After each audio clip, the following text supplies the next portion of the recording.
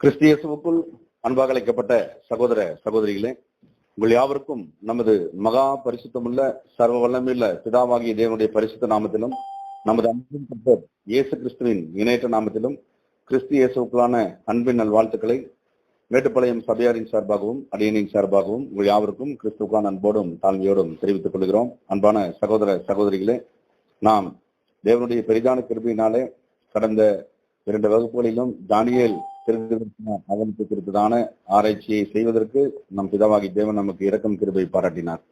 ஆகவே நாம் கடந்த வகுப்புகளில தானியேலும் மற்றும் அவரது உடன் தோழருமாகிய பிதாவாகி தேவன் வைத்திருக்கக்கூடிய திட்டங்கள் மற்றும் தெய்வீக திட்டத்துல பிதாவாகி தேவனுடைய ஏற்ற நேர சத்தியங்களை குறித்த தலைப்புகளின் கீழாக நாம் ஆராய்ந்து வந்தோம்.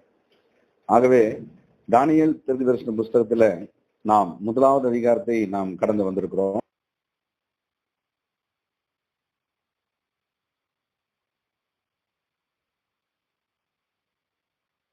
முக்கியத்துவம் வாய்ந்த இந்த சத்தியங்களின் சாரங்களை நாம் தியானிக்கும் பொழுது தானியேல் 1ஆம் அதிகாரம் 21ஆம் வசனத்திலே நாம் பார்க்கும் பொழுது தானியேலுடைய நீண்ட கால வாழ்க்கை தேவனால் அனுமதிக்கப்பட்டிருந்தது. அன்பானவர்களே, அந்த ஆவிக்குரிய சத்திய வசனத்தை நாம் உறுதியாக தியானிக்கின்றோம். 1ஆம் அதிகாரம் 21ஆம் வசனத்திலே கோரே ராஜ்யபாரம் பண்ண 1ஆம் வருஷம் மட்டும் தானியேல் அங்கே இருந்தார் என்று வேதாகமத்தின் பதிவுகளில தேவன் அங்கே நமக்காக குறிப்பிடுகிறார். ஆக அந்த விசேஷித்த அந்த காலப்பகுதி நாம் பார்க்கும் பொழுது 536. ஆக அந்த வருடம் முடியும் மட்டும் தானியேலுடைய வாழ்க்கையானது அங்கே பாபிலோனிலே அனுமதிக்கப்பட்டிருக்கிறது. அதாவது 100 வயது கொண்ட தானியேலாக அங்கே தேவன் அனுமதித்திருந்தார்.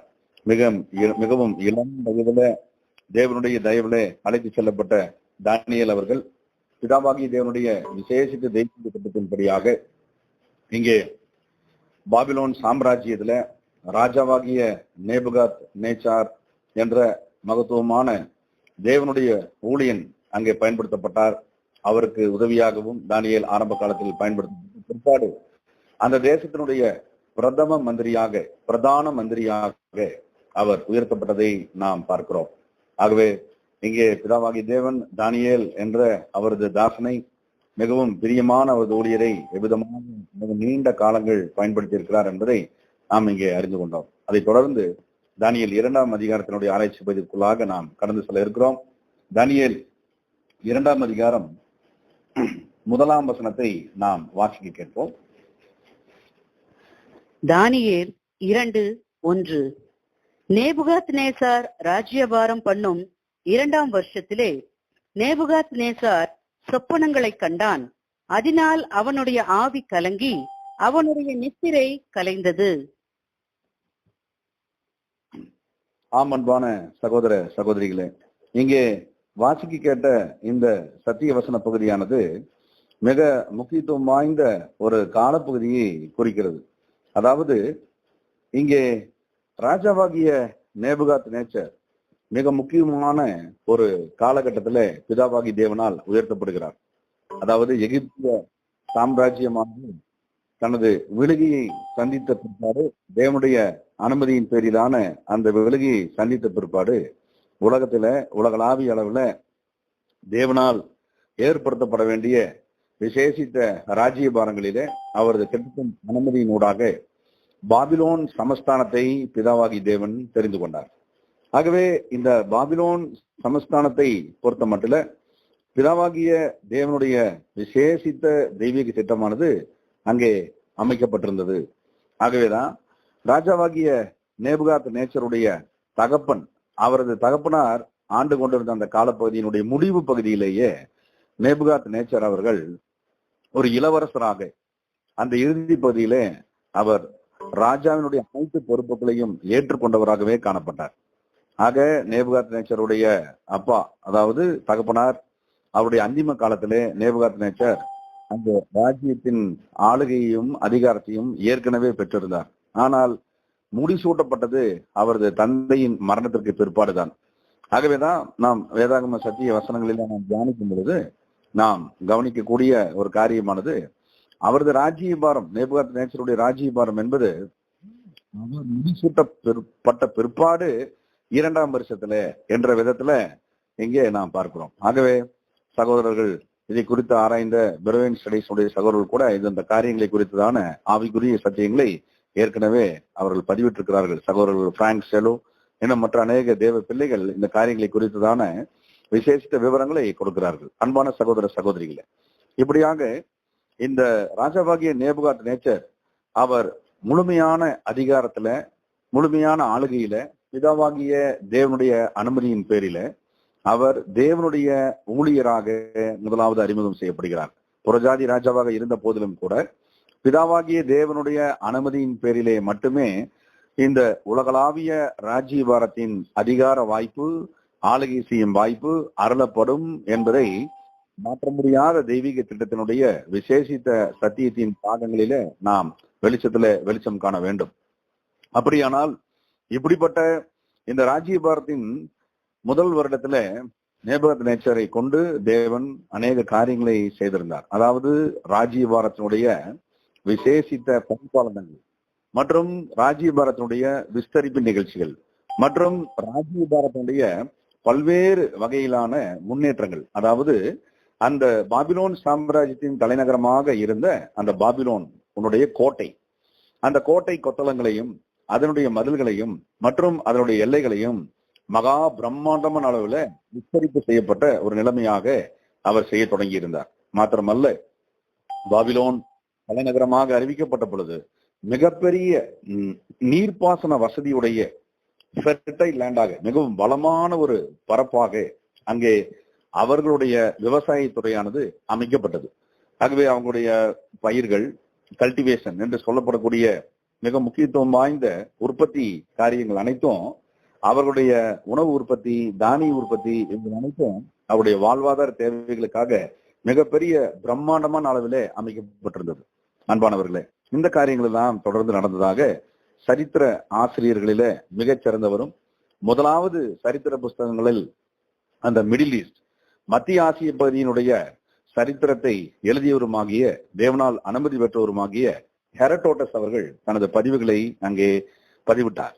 ஆகவேதான் நேபுகாத்நேச்சர் தொடர்ந்து தேவனுடைய தயவில், பிதாவாகிய தேவனுடைய தயவிலும் இரக்கத்திலும் அவர் முதலாம் ஆண்டினுடைய காரியங்களை செய்து முடித்த பிற்பாடு 2ஆம் வருஷத்துல அவருடைய மனநிலையை ஒரு திருப்திகரமான மற்றும் ஒரு முன்னேற்றமான மற்றும் இந்த பூமிக்குரிய ஆசீர்வாதங்களில ஒரு ஆசீர்வாதகரமான நிலைமைகளை அவர் தனது வாழ்க்கையில அவர் கண்டடைந்தார்.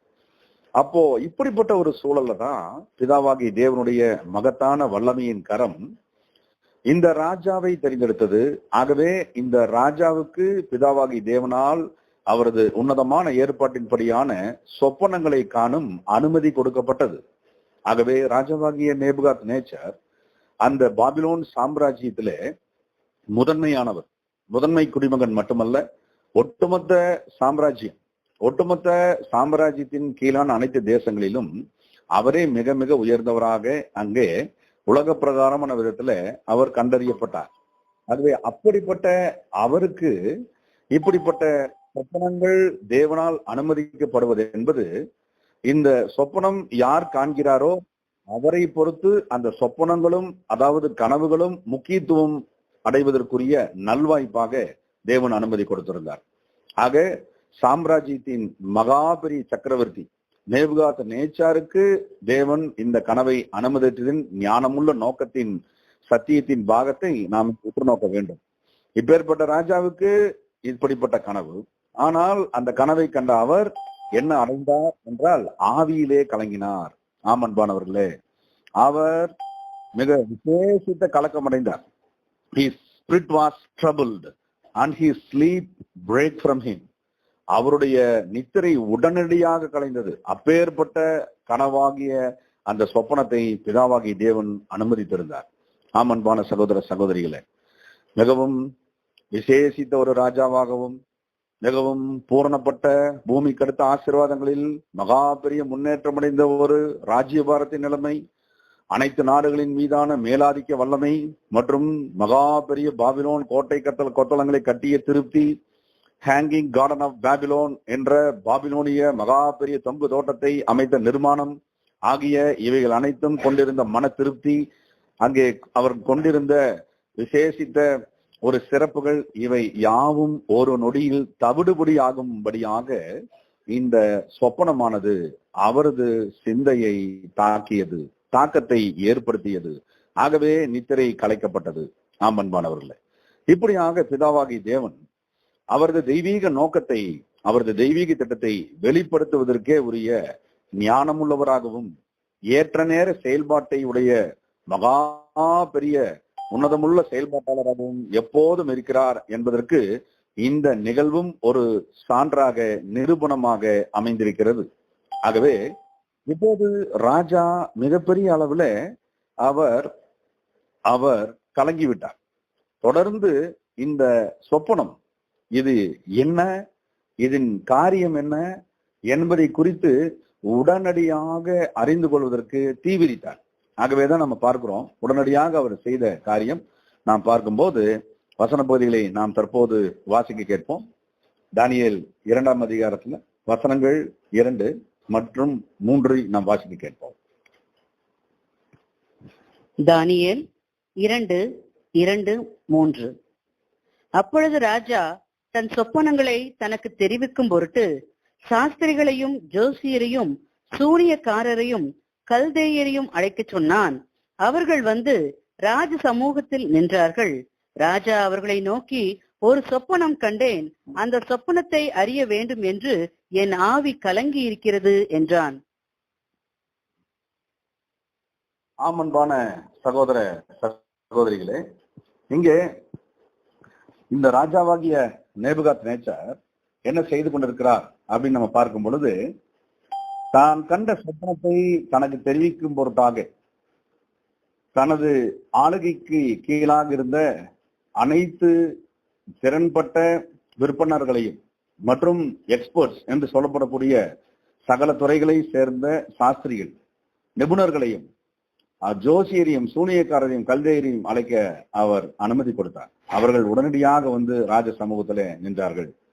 ஆகவே இந்த கனவு, அதாவது அந்த சொப்பனம் எப்பேற்பட்ட தாக்கத்தை, எப்பேற்பட்ட ஒரு விளைவை இந்த ராஜாவினுடைய இருதயத்துல, சிந்தனையில ஏற்படுத்தி இருக்கிறது என்பதை நாம் இங்கு உற்று நோக்க வேண்டும். ஆம்பன்பானவர்களே, நாம் பார்க்கும் பொழுது இது ராஜாவாகிய நேபுகாத்நேச்சாரினுடைய 2ஆம் வருஷத்திலே நடந்த ஒரு நிகழ்வு. முழுமையான ஆளுகையையும் முழுமையான அதிகாரத்தையும் அவர் பெற்ற பிற்பாடு ஏற்ற ஒரு நிகழ்வு. நாம் இங்கே இந்த பாடத்திற்குரிய ஸ்லைடுகளை நம்ம பார்க்கலாம். பிரதர், இந்த ஸ்லைடுகளை நீங்க காண்பீங்க. அதாவது இங்கே ராஜாவாகிய நேபுகாத்நேச்சார் அவர் மிகப்பெரிய பணிகளை அந்த 1ஆம் வருடத்துல ஏற்கனவே செய்திருந்தார்.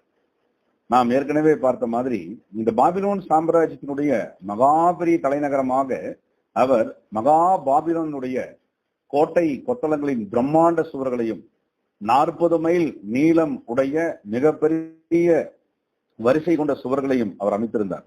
ஆகவே மிகச்சிறந்த வரலாற்று ஆசிரியர் ஹெரடோட்டஸ் அவர்கள் அதை பற்றி விளக்கும் பொழுது 325 ஃபீட் ஹைட், அவ்வளவு பெரிய ஒரு சுவரை உலகம் அது வரைக்கும் பார்த்து இருக்காதுங்கிறார்.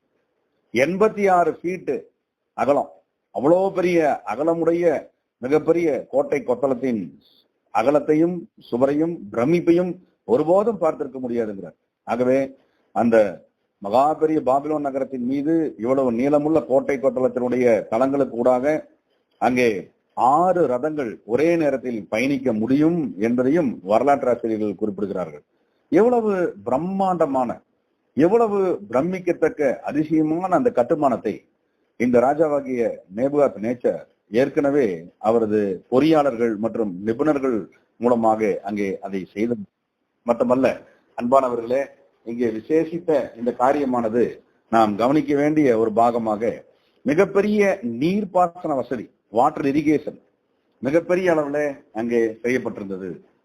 அப்போ இந்த மிகப்பெரிய இந்த நீர்ப்பாசன வசதி ஒட்டுமொத்த பாபிலோன் நகரம், அதில் வசித்துக் கொண்டிருக்கக்கூடிய பல ஆயிரக்கணக்கான மக்கள் அவர்களுடைய உணவு தேவை அதை நிவர்த்தி செய்வதாக இருந்தது. மட்டுமல்ல, பாசன வசதி, விவசாயத்துறை, விவசாய தானிய உற்பத்தி, இவைகள் அனைத்திற்குமே அது போதுமானதாக இருந்ததை நாம் பார்க்கிறோம்.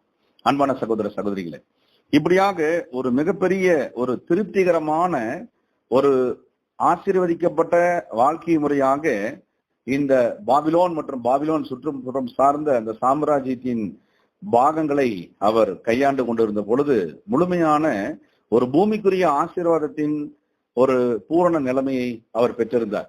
அது மாத்திரமல்ல, அவர் ஒட்டுமொத்த ராஜ்ய பாரங்களின் மீது முழு அதிகாரத்தையும் பெற்றிருந்ததுனால அவருக்குள்ள மிகப்பெரிய ஒரு இறுதிபூர்வமான திருப்திகரமான நிலைமை இருக்கிறத நம்ம பார்க்கிறோம். அன்பான சகோதரர்களே, இப்படிப்பட்ட ஒரு நிலைமையில இருக்கும் போதுதான் ராஜாவுக்கு பிதாவாகி தேவன் இப்படிப்பட்ட ஒரு அனுமதியை அங்கே கொடுக்கிறார். அதாவது சொப்பனம் காணும் ஒரு அனுமதி.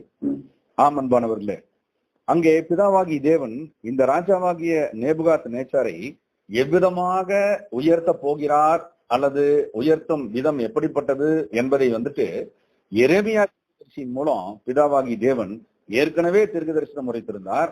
அந்த தீர்க்க தரிசனத்தின் பாகங்களை நாம் தற்போது கருத்தாய் தியானிக்க தொடங்குவோம்.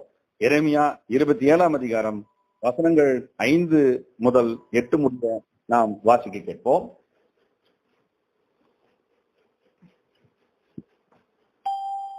எரேமியா 27:5 முதல் 8 வசனங்கள். நான் பூமியையும் மனுஷனையும் பூமியின் மேலுள்ள மிருக ஜீவன்களையும் என் மகாபலத்தினாலும் ஓங்கிய என் புயத்தினாலும் உண்டாக்கினேன். எனக்கு இஷ்டமானவனுக்கு அதை கொடுக்கிறேன். இப்பொழுதும் நான் இந்த தேசங்களை எல்லாம் என் ஊழியக்காரனாகிய நேபுகாத்நேசார் என்கிற பாபிலோன் ராஜாவின் கையிலே கொடுத்தேன். அவனுக்கு ஊழியம் செய்யும்படி வெளியின் மிருக ஜீவன்களையும் அவனுடைய தேசத்திற்கு காலம் வருகிற வரையில் சகல ஜாதிகளும் அவனையும் அவனுடைய புத்திர பௌத்திரரையும் சேவிப்பார்கள்.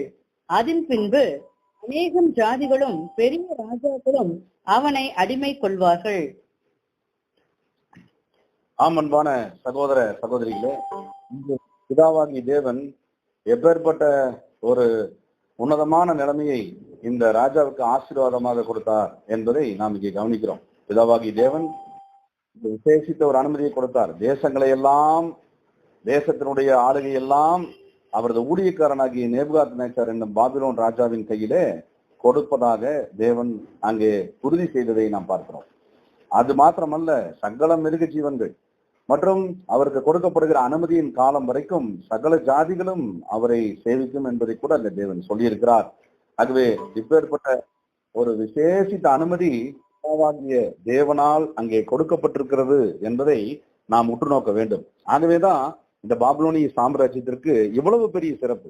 பாபிலோனிய சாம்ராஜ்யத்தினுடைய அனைத்து கட்டுமானங்கள் மற்றும் விவசாயத்துறை உற்பத்தி மற்றும் மோட் ஆஃப் டிரான்ஸ்போர்ட் என்று சொல்லப்படக்கூடிய போக்குவரத்து வசதி அந்த காலத்திலே அதி உயர் தொழில்நுட்பங்களாக போர்க்களத்திலே அவர்கள் கையாண்ட பல்வேறு விதமான யுத்த கருவிகள், தளவாடங்கள் மற்றும் மிகப்பெரிய இரும்பு நாகரிகம் உருவாகக்கூடிய அந்த காலகட்டங்களிலே அவர்கள் செய்திட்ட மிக விசேஷித்த கருவிகள் யாவும் கல்வெட்டுகளிலே குறிக்கப்பட்டிருக்கிறது. எவ்வளவு தூரம் பிரம்மாண்டமான ஒரு இராணுவ சேனை அமைப்பதற்கு உரிய ஒரு சிஸ்டமேட்டிக் ஆர்டரை இந்த ராஜாவாகிய நேபுகாத்நேச்சார் பெற்றிருந்தார். ஆகவே இப்படியாக அனைத்து துறைகளிலும் நிபுணத்துவம் வாய்ந்தவர்கள், அனைத்து துறைகளிலும் முன்னேற்றத்தையும் வளர்ச்சியையும் மற்றும் துல்லியத்தன்மையையும் மற்றும் அறிவியல் ரீதியான பல்வேறு விதமான கண்டுபிடிப்புகளையும் இந்த காலத்திற்கே ஏற்ப பிதாவாகிய தேவன் அனுமதித்திருந்தார். ஆகவே இவ்வளவு சிறப்புகளும் இவர் தானாக பெற்றதில்லை. பிதாவாகிய தேவனுடைய அனுமதியின் பேரிலேயே இந்த பாபிலோனிய சாம்ராஜ்யத்தினுடைய ராஜா இந்த நேபுகாத்நேச்சார் பெற்றிருக்கிறார் என்ற விசேஷித்த சத்தியத்தை நாம் இங்கே தியானிக்க வேண்டும்.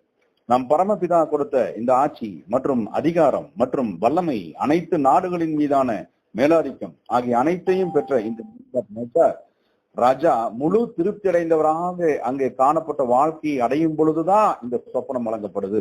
ஆகவே அன்பானவர்களே, இந்த ராஜாவினுடைய நினைவு எப்படிப்பட்ட நினைவாக இருந்திருக்க, இவ்வளவு பெரிய ஒரு திருப்திகரமான ஒரு நிலைமை, இவ்வளவு தூரம் பூமிக்கடுத்த ஆசீர்வாதம் நிறைந்திருக்கும் ஒரு விசேஷித்த பூரணத்தின் ஒரு பாகம், இப்படியாக பல்வேறு விதமான ஆசீர்வாதங்களிலே சுற்றி சூழ அவர் வாழ்ந்து கொண்டிருக்கும் போது இனி என்ன, இனி என்ன?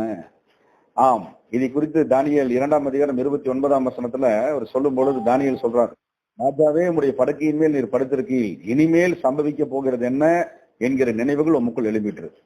எவ்வளவு திருப்திகரமான வாழ்க்கை, எவ்வளவு முன்னேற்றமான செல்வ செழிப்பு, எவ்வளவு ஆசீர்வாதங்கள் இருந்து கொண்டிருக்கிறது. ஆனால் இனி என்ன என்ற நினைவுகளோடு அவர் உறங்கச் சென்றார்.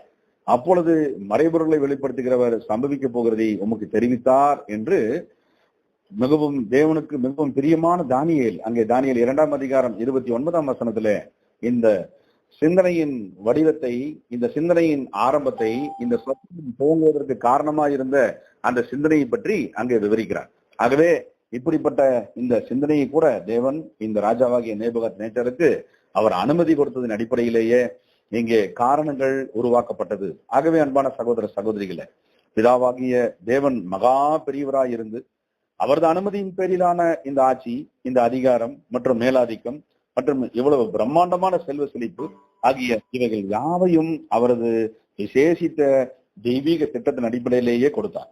அந்த காலகட்டத்துல பிதாவாகி தேவன் மற்றொரு புறத்துல அவரால் மிகவும் நேசிக்கப்பட்டவரும் நியாயபுரமான உடன்படிக்கைக்கு மிகவும் உண்மையான முறையிலே கீழ்ப்படிந்திருப்பவரும் ஆகிய அவரது பிள்ளைகளுக்கு தேவனுடைய தாசனாயிருந்த தீர்க்கதரிசி எரேமியா, தேவனுடைய தாசனாயிருந்த தீர்க்கதரிசி எசேக்கியேல், இவர்களுக்கு ஏற்கனவே பல்வேறு விதங்களில இரக்கங்களை, தெய்வீக வழிநடத்துதல்களை தொடர்ந்து வழங்கி கொண்டிருந்த பிதாவாகிய தேவன் அங்கே இஸ்ரேலிய ஜனங்கள் மத்தியிலே விசேஷித்த ஒரு இளைஞர் கூட்டம், அவர்கள் பிதாவாகிய தேவனை தங்களது இளம் பிராயத்திலே, வாலிப பிராயத்திலே அவர்களது சிருஷ்டிகரை நினைத்து தேடி பூர்வமாக பிதாவாகி தேவனுக்கு தங்களை ஒப்பு கொடுக்க முன் வந்திருந்ததை அறிந்திருந்தார். அப்பேற்பட்ட அந்த இளைஞராக இருக்கக்கூடிய அந்த வகுப்பாரிலே தானியேல் அங்கே இருக்கிறார்.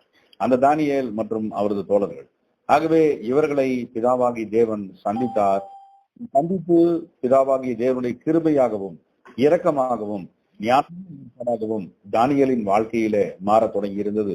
இளம் வயது தானியேல் ஏறக்குறைய ஆராய்ச்சியினுடைய முக்கியத்துவமா இந்த பாகத்திலே 12 வயதில் இருந்த அவர் 14 வயது முதலாக அவர் அநேக நியாயப்பிரமாண காரியங்களில் தேறினவராக தானியேல் இருந்தார் என்று விவரிக்குது. அது மாத்திரமல்ல, அவர் ராஜகுல மக்கள் கூட்டத்திலே இருந்ததுனால, அந்த வம்சத்தில் இருந்ததுனால அவர் மிக அதிகமாக அவர்களது முன்னோர்கள் எவ்விதமாக தேவனுக்கு உண்மையுள்ளவர்களாகவும் இருந்தார்கள், அதே நேரத்தில் கீழ்ப்படியாமலும் இருந்தார்கள். அவர்களுடைய முன்னோர்கள் கொண்டிருந்த கீழ்ப்படிதல் எவ்விதமாக தேவனுடைய தயவை அவர்களுக்கு பெற்றுத் தந்தது, அதே நேரத்தில் அவர்கள் முன்னோர்களில் சிலர் பெற்றிருந்த கீழ்ப்படியாமை எவ்விதத்தில் அவர்களுக்கு ஆசீர்வாத இழப்பை பெற்றுத் தந்தது, தண்டனைகளின் தொகுப்பை பெற்றுத் தந்தது என்பதை பிராக்டிகலா அவர் நிறைய கேள்வியாக அவர் சந்தித்திருக்கிறார். அதாவது கேள்விப்பட்டிருக்கிறார். அவர் நிறைய சம்பாஷணைகளை இளம் வயதிலே கேட்டிருக்கிறார். ஆகவே இப்படியாக தானியேலினுடைய வாழ்க்கை இளம் பிராயத்திலேயே பிதாவாகி தேவனை நேசிப்பதும் அவரில் அன்பு செலுத்துவதும் அவருடைய பிரமாணங்களுக்கும் கட்டளைகளுக்கும் கீழ்ப்படிவதிலுமேயே மிக அதிகமாக அவர் தன்னை ஒப்பு கொடுத்தவராக அவர் காணப்பட்டார். அர்ப்பணிப்பின் எண்ணங்களோடு அவர் காணப்பட்டார். ஆகவேதான் பிதாவாகி தேவன் இந்த தானியேலுக்கு விசேஷித்த மற்றும் ஞானம் இவைகள் யாவையும் பிதாவாகி தேவன் அருளியிருந்ததை நாம் பார்க்கிறோம். அன்பானவர்களே, இங்கே பிதாவாகி தேவன் இப்படிப்பட்ட இந்த விசேஷித்த இரக்கத்தையும் ஞானத்தையும் தானியேலுக்கு அருளி இருந்ததோடு மாத்திரமல்ல, தானியேல் சம்பந்தப்பட்ட தானியேலுடன் உடன் இருந்த மற்ற இளம் வாலிபர்களாய் இருந்த அந்த 3 பேருக்கும், தானியேலுடன் சேர்த்து அந்த 4 வாலிபருக்கும் தேவன் விசேஷித்த குணங்களையும் விசேஷித்த தகுதிகளையும் அளித்தார். இதை குறித்து நாம் பார்க்கலாம். தானியேல் 1ஆம் அதிகாரம் 17ஆம் வசனத்துல, நீங்க ஸ்லைட்ல அந்த பிக்சரை காமிக்கிறதார். தானியேல் 1:17. இந்த 4 வாலிபருக்கும் தேவன் சகல எழுத்திலும் ஞானத்திலும் அறிவையும் சாமர்த்தியத்தையும் கொடுத்தார்.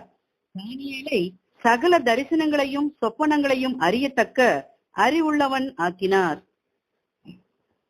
ஆமன்பான சகோதர சகோதரிகளே, இங்க நாம் பார்க்கும் பொழுது நம் பிதாவாகி தேவன் இந்த 4 வாலிபருக்கும் சகல எழுத்திலும், ஆக அவர்களது லிட்ரசி, அவர்களது எண்ணியல், எழுத்தியல் மற்றும் கணிதவியல் அறிவினுடைய நுட்ப திறமைகளின் கூர்மதி, மிக விசேஷித்த இன்டெலிஜென்ட் கோஷன், மிகப்பெரிய அளவுல அவர்கள் கிரகிக்கக்கூடிய பேராற்றலை வழங்கியிருந்தார். ஆகவே பிதாவாகிய தேவன் ஞானத்தின் ஊற்று, ஞானத்தின் காரணர். ஆகவே அவரிடத்திலிருந்து புறப்பட்ட அந்த ஞானத்தின் பாகத்தில் அவர்களுக்குரிய மிக பெரிய புரிந்து கொள்ளுதலை, அவர்களுக்கு நுட்பமாக ஒவ்வொரு துறைகளை சார்ந்த அறிவை அவர்களுக்கு கொடுத்திருந்தார். நாம் ஏற்கனவே கடந்த வகுப்புகளில நாம் இவர்களுக்கு கொடுக்கப்பட்ட அந்த 3 வருட கால படிப்புல அவ்விதமாக பிதாவாகிய தேவனுடைய இரக்கத்தை பயன்படுத்தி பல்துறை அறிவை பெற்றார்கள். கணிதம், வானசாஸ்திரம், எண்ணியல், கணக்கியல் மற்றும் பல்துறை அறிவுகளை அவர்கள் எவ்விதமாக பெற்றார்கள். அது நிமித்தம் அவர்கள் கொண்டிருந்த அந்த அப்ளையன்ஸ், அவர்கள் செய்து பார்த்த செயல்பாடுகள், அவர்களுக்குள்ளான பெர்ஃபார்மன்ஸ், அவர்களுக்குள்ளான செயல்பாட்டு திறனை, அதைத்தான் நம்ம பார்க்கிற வசனங்களிலே சாமர்த்தியம் என்று சாமர்த்தியத்தை கொடுத்தார். ஆகவே பிதாவாகி தேவனால் ஞானமும் விசேஷித்த அறிவும் விசேஷித்த புரிந்து கொள்ளுதலும் சம்பந்தப்பட்ட அந்த 4 வாலிபர்களுக்கு வழங்கப்படும் போது அதை பார்த்து அவைகள் எல்லாம் நிரூபணம் செய்யப்பட்டு அவர்கள் தேவனுடைய கரத்தின் கருவிகளாக செயல்பட தேவன் முன்னதாகவே தீர்மானித்திருந்தார். அப்பேற்பட்ட செயல்பாடுகளை அவர்கள் செய்து பார்ப்பதற்கும், அவர்கள் உண்மையாகவே பிதாவாகி தேவனின் ஞானம் மற்றும் அறிவு, புத்தி கூர்மை மற்றும் பல்வேறு விதமான செயல்பாடுகளை செய்து அதன் அடிப்படையில விசுவாச வளர்ச்சியினுடைய தெய்வீக அனுமதியின் பேரிலான உச்சத்தை தொடவும், அது நிமித்தமாக பிதாவாகி தேவனுடைய நாமத்தை மகிமைப்படுத்தவும், பிதாவாகி தேவனுடைய தெய்வீக திட்டத்தினுடைய விசேஷித்த கருவிகளாக அவர்கள் வாய்க்கால்களாக செயல்படவும் பிதாவாகி தேவனுடைய முன்னேற்பாடு அவ்விதமாகவே அவர்களை வழிநடத்தினது. ஆகவே இந்த 4 பேருக்கும் இப்படிப்பட்ட சாமர்த்தியம் உள்ள செயல்படும் திறமையை பிதாவாகி தேவன் அனுமதி கொடுத்திருந்தார். தானியேலையோ இன்னும் சற்று தெய்வீக இரக்கத்தின் அடிப்படையில சகல தரிசனங்களையும் சொப்பனங்களையும் அறியத்தக்க அறிவுள்ள நிலைமை, அது மிகப்பெரிய ஒரு விசேஷித்த வரம், இப்படிப்பட்ட ஒரு விசேஷித்த ஸ்லாக்கியத்தை இங்கே கொடுத்தார். ஆகவேதான் நம்ம பார்க்கிறோம், தானியேல் அவர்கள் பிதாவாகிய தேவனால் முன்னதாகவே இந்த காரியங்களுக்காக முன்குறிக்கப்பட்டபடியினாலே இந்த சொப்பனமானது எதற்காக இந்த ராஜ்ய பாரங்களினுடைய தலைமை தலைவர், தேவனுடைய ஊழியராக அறியப்பட்டவர் மற்றும் ஒட்டுமொத்த சமஸ்தானங்களுக்கெல்லாம் அதிபதியாக ஏறக்குறைய 124 சமஸ்தானங்களுக்கும் மேலான குறுநில பல்வேறு விதமான பெருநில சமஸ்தானங்களுக்கெல்லாம் பேரரசனாகவும் மாமன்னனாகவும் முடிசூட்டப்பட்ட இந்த நேபுகாத் நேச்சாருக்கு இந்த சொப்பனம் ஏன் என்பதை தானியேல் அங்கே அவர் தெய்வீக வழிநடத்தலை பெற்று விளக்கினார். வசனங்களை வாசிக்க கேட்போம். தானியேல் 2:29 நாம் மீண்டும் வாசிக்கலாம், படிங்க. தானியேல் 2:29. ராஜாவே, உம்முடைய படுக்கையின் மேல் நீர் படுத்து இருக்கையில் இனிமேல் சம்பவிக்க போகிறது என்ன என்கிற நினைவுகள் உமக்குள் எழும்பிற்று. அப்பொழுது மறைப்பொருள்களை வெளிப்படுத்துகிறவர் சம்பவிக்க போகிறதை உமக்கு தெரிவித்தார். ஆமன்பானவர்களே, இங்கே பிதாவாகிய தேவன் இந்த ராஜாவினுடைய நினைவு இப்படியாக வந்தது நிமித்தம் பிதாவாகி தேவன் இந்த நினைவினுடைய அனுமதியை ஏற்கனவே கொடுத்தது நிமித்தம் இதற்குரிய காரண காரியங்களை உருவாக்கக்கூடியவராகவும் அந்த காரண காரியங்களுக்கே உரிய விடையாக பதிலாக மறைபொருள்கள் மூலமாக அவர் தனது மகத்துவத்தையும் தனது தெய்வீக திட்டத்தையும் தனது விசேஷித்த உன்னதமான விசேஷித்த ஸ்லாக்கியங்களையும் அவர் வெளிப்படுத்துவராக பிதாவாகி தேவன் இருக்கிறார். ஆகவேதான் நம்ம பார்க்கிறோம், இப்படிப்பட்ட இந்த காரணத்தின் அடிப்படையில பிதாவாகி தேவன் தனது தெய்வீக வெளிப்பாட்டை அங்கே ராஜாவுக்கு வழங்கினார். ஆகவேதான் ராஜா இப்போது தனது சிந்தனையிலே, தனது ஆவியிலே, தனது மனநிலையிலே கலங்குவதற்கு எவ்வளவு பெரிய காரணங்கள் இருக்கிறது. இவ்வளவு பெரிய ராஜா, இவ்வளவு சமஸ்தானங்களுக்கு அதிபர் மற்றும் அவர் சொன்னதெல்லாம் நடக்கும். ஆனால் ஒரு சொப்பனம் அவர் உறக்கத்தை கலைத்தது. ஒரு சொப்பனம் அவரால் புரிந்து கொள்ள முடியவில்லை. ஒரு சொப்பனம், ஒரு கனவு அவர் தூக்கத்தை தொலைக்க காரணமாயிற்று. என்ன இதன் பொருள், எப்படி இதன் நிகழ்வு என்பதை அவர் தன்னுடைய தனிமனித சிந்தனையிலே நிச்சயம் முன்னதாகவே ஆராய்ந்து பார்த்திருந்த போதிலும் தொடர்ந்த தோல்வி அவரை நித்திரை இழக்க செய்தது, அவரை சோர்வுக்குள்ளாக்கிற்று. உடனடியாக அவருக்கு உதவி தேவைப்பட்டது. உதவிக்காக தன்னுடைய மந்திரி பிரதானிகள், சாஸ்திரிகள், ஜோசியர், சூனியக்காரர், கல்தேயர் ஆகிய அனைவரையும் அழைக்க சொன்ன ராஜா சமூகத்திலே அவர்கள் நிற்கும் பொழுது அவர் கூறின முக்கியத்துவம் வாய்ந்த அந்த விளக்கத்தை நாம் கவனிக்கலாம். வாசிக்க கேட்போம். தானியேல் 2ஆம் அதிகாரம் வசனங்கள் 3 மற்றும் 4. மீண்டும் படிங்க. தானியேல் 2:3-4. ராஜா அவர்களை நோக்கி, ஒரு சொப்பனம் கண்டேன், அந்த சொப்பனத்தை அறிய வேண்டும் என்று என் ஆவி கலங்கி இருக்கிறது என்றான்.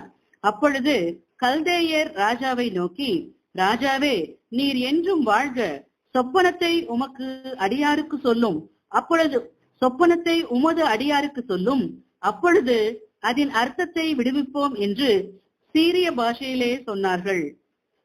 அன்பானவர்களே, இங்கே நாம் வாசிக்க கேட்ட இந்த வசன பகுதியில ராஜா அந்த இரவு நேரத்துல கண்ட அந்த ஒரு சொப்பனமானது, அது நிமித்தம் அவர் சிந்தை கலங்கியிருந்த அந்த நிகழ்வானது முழுமையாக அதை குறித்து ஆராய்வதற்கு அவரை ஊக்கத்திற்கு உட்படுத்தினது. அவர் அதை அறிந்து கொள்வதற்குரிய பேரார்வத்தோடும் மற்றும் கலக்கத்தோடும் மற்றும் பல்வேறு விதமான எதிர்பார்ப்புகளோடும் அவர் இருந்து கொண்டிருந்தார். அதனால அவர் கேட்டுக்கொண்ட இந்த கேள்வி, அதற்கு அவர்கள் சொன்ன பதிலை இந்த வசனத்தில் நம்ம வாசித்தோம். அன்பானவர்களே, அப்போ இவர்கள் கேட்டார்கள், இந்த நிபுணர்களாக அந்த ராஜ்யத்துல இருந்தவர்கள் கேட்டார்கள், நீங்கள் சொப்பனத்தை அடியாருக்கு சொல்லும் என்று அந்த கனவை சொல்லும்படியாக ராஜாவை கேட்டுக்கொண்டார்கள். ஒருவேளை அப்படி நீங்க சொன்னீங்கன்னா அதன் அர்த்தத்தை நாங்கள் விடுவிப்போம் என்று அவரது பாஷையிலே சொல்வதை நம்ம பார்க்கிறோம். அதற்கு ராஜாவினுடைய பதில் ஏற்கனவே நாம் அறிந்த காரியம்தான். தானியேல் 2:5 மற்றும் 6 வசனங்களிலே நாம் வாசிக்க கேட்போம். தானியேல் 2:5-6. ராஜா கல்தேயருக்கு பிரதியுத்திரமாக, என்னிடத்திலிருந்து பிறக்கிற தீர்மானம் என்னவென்றால், நீங்கள் சொப்பனத்தையும் அதன் அர்த்தத்தையும் எனக்கு அறிவியாமல் போனால் துண்டித்து போடப்படுவீர்கள், உங்கள் வீடுகள் எருக்களங்கள் ஆக்கப்படும். சொப்பனத்தையும் அதன் அர்த்தத்தையும் தெரிவித்தீர்களே ஆனால் என்னிடத்தில் வெகுமதிகளையும் பரிசுகளையும் மிகுந்த கனத்தையும் பெறுவீர்கள். ஆகையால் சொப்பனத்தையும் அதன் அர்த்தத்தையும் எனக்கு தெரிவியுங்கள் என்றான்.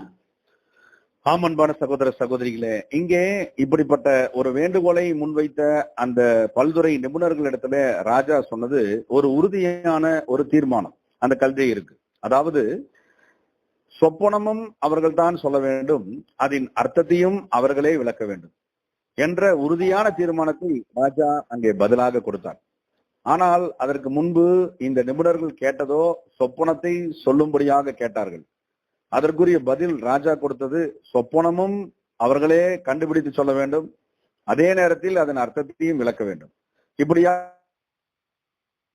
அறிவியாமல் போனால் துண்டித்து போடப்படுவீர்கள் என்பதாக ராஜாவினுடைய விசேஷித்த நிதானிப்பு இங்கே காட்டப்படுகிறது. அதே நேரத்தில் தண்டனையின் விவரம் அறிவிக்கப்பட்டது.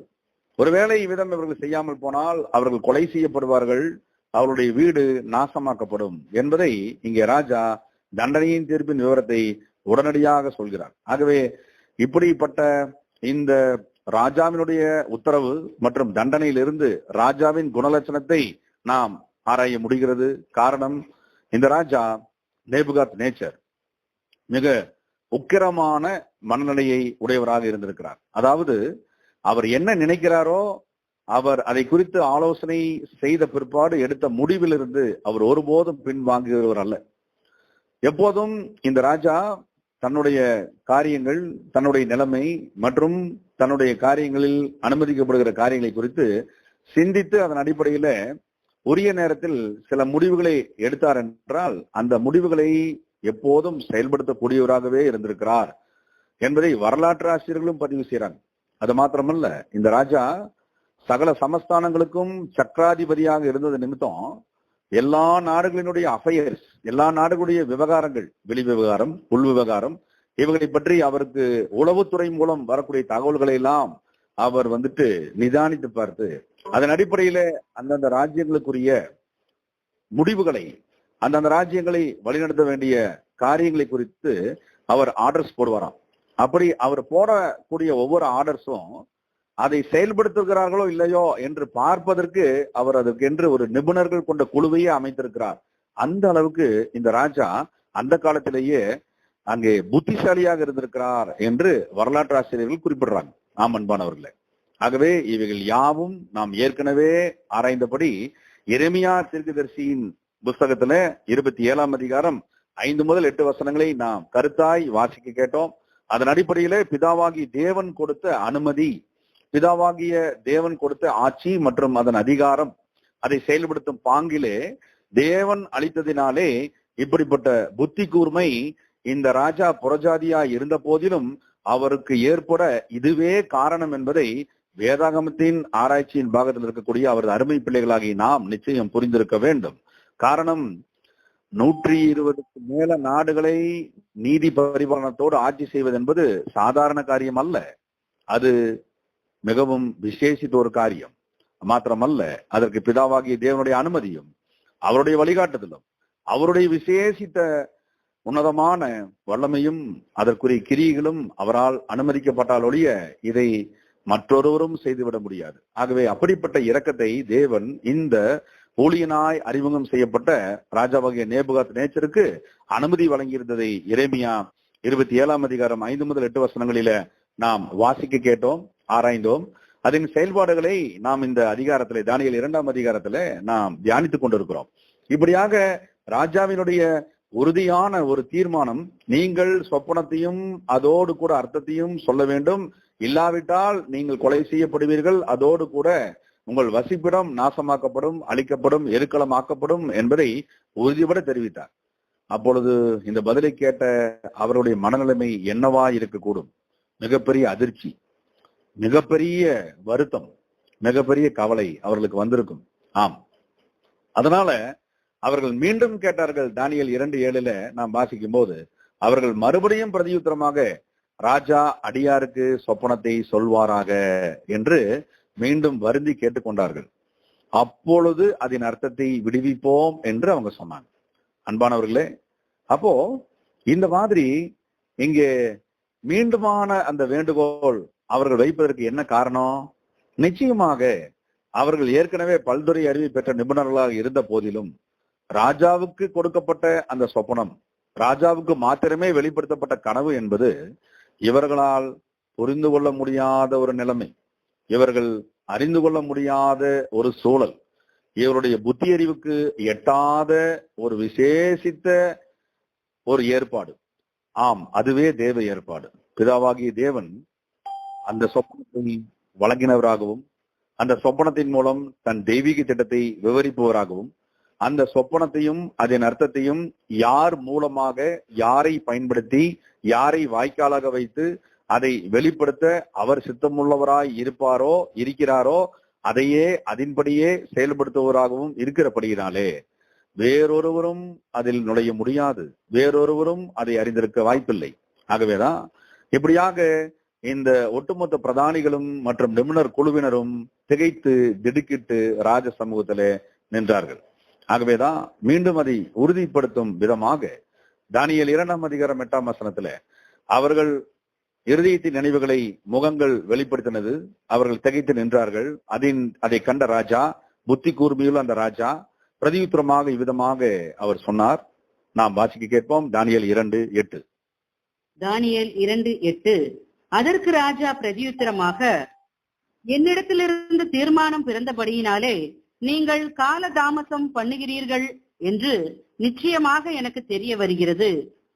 ஆமன்பானவர்களே, இங்கே இவருடைய மன ஓட்டங்கள், என்ன ஓட்டங்களை இங்கே கவனிக்க தொடங்கின இந்த ராஜா, அவர்கள் இதற்கென்று நேரத்தை எடுத்துக்கொண்டு அவர் சொன்ன காரியங்களிலிருந்து ஏதாகிலும் ஒன்றை அங்கே கண்டுபிடிக்கலாமா அல்லது திசை திருப்பலாமா என்பதை எல்லாம் அவர்கள் சிந்திக்க தொடங்கிவிட்டார்கள் என்பதை இந்த தேவனால் அனுமதிக்கப்பட்ட அந்த கூர்மதியுள்ள அந்த ராஜா இவ்விதமாக சிந்திக்க தொடங்கினார். அது மாத்திரமல்ல, இந்த நிபுணர் கொண்ட குழுவினர், இந்த நிபுணர்களாக இருக்கக்கூடிய குழுவினர்கள் எப்படியெல்லாம் அவர்கள் செய்வாங்க, இதற்கு முன்னாடி செய்திருக்கிறாங்க என்பதையெல்லாம் அடிப்படையாக வைத்து ராஜா வெளிப்படையாக நேரடியாக அவர்களது எண்ண ஓட்டத்தை அவரிடத்துல வெளிப்படுத்தினார். 9ஆம் வசனம் வாசிக்க கேட்போம். தானியேல் 2:9.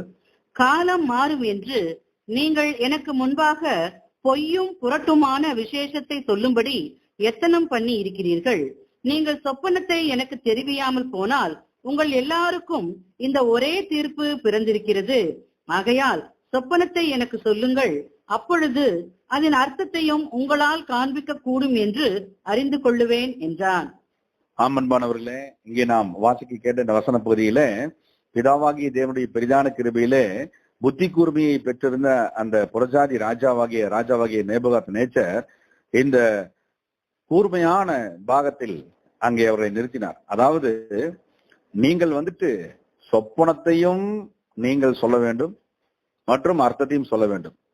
ஒருவேளை நீங்கள் கேட்ட பிரகாரம் சொப்பனத்தை நான் சொல்லிவிட்டால், அதாவது நேபுகாத்நேச்சர் சொல்லிவிட்டால், அந்த சொப்பனத்தை நீங்கள் எப்படிப்பட்ட அர்த்தங்களை வேண்டுமானாலும் சொல்லி நீங்கள் அதற்குரிய விளக்கங்களை காண்பிப்பீர்கள். ஆகவே நீங்கள் இந்த 2 காரியங்களையும் நீங்கள் சொல்ல வேண்டும் என்ற மன உறுதியோடு பொய்யும் பொருட்டுமான விசேஷத்தை கேட்பதற்கு தான் தயார் இல்லை என்பதை, இவர்கள் இதற்கென்று திட்டமிட்டிருக்கிறார்கள் என்பதையும் அவர் முன்னதாக அறிந்து கொண்டு அவர் இவ்விதமான கூர்மதியை வெளிப்படுத்தினார்.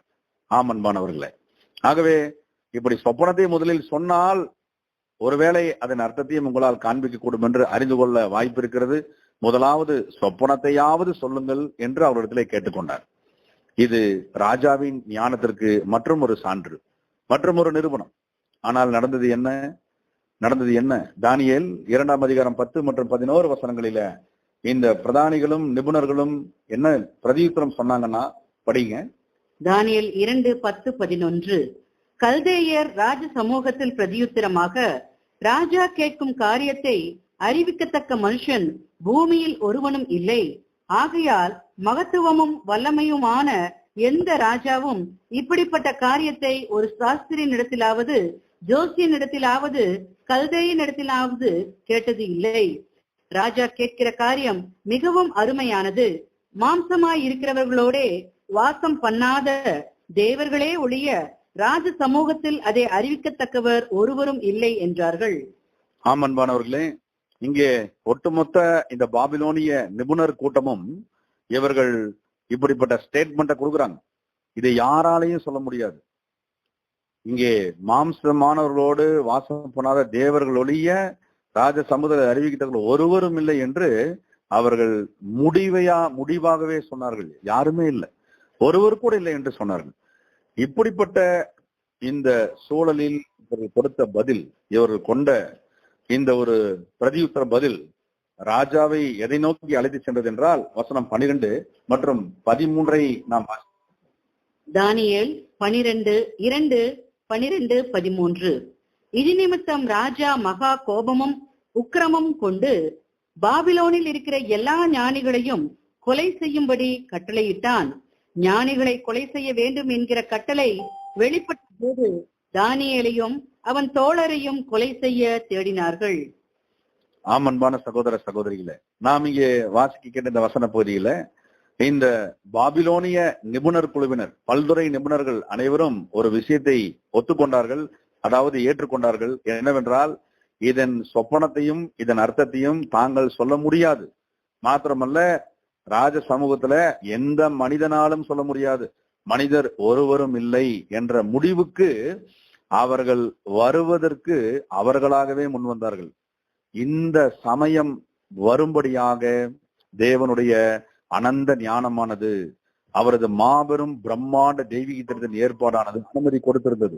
இயல்பான முறையில பாபிலோனிய சாம்ராஜ்யத்தினுடைய மிகவும் மதிக்கப்படத்தக்க அந்நாள் வரைக்கும் நிபுணத்துவத்தின் உச்சத்திலே ராஜ பார்வையில ராஜ சமூகத்திலே காணப்பட்ட அனைவரும் தங்களது தோல்வியை ஒத்துக்கொண்டார்கள். எங்களால் முடியாது, எங்களால் மாத்திரமல்ல வேறு ஒருவராலும் முடியாது என்ற விதத்துல அவர்கள் உறுதிபட சான்றளித்தார்கள். இப்படிப்பட்ட நிலைமை அவர்களாகவே இறுதியிலிருந்து வெளிப்படுத்த வேண்டும் என்பதை தேவன் அங்கே அனுமதி கொடுத்தார்.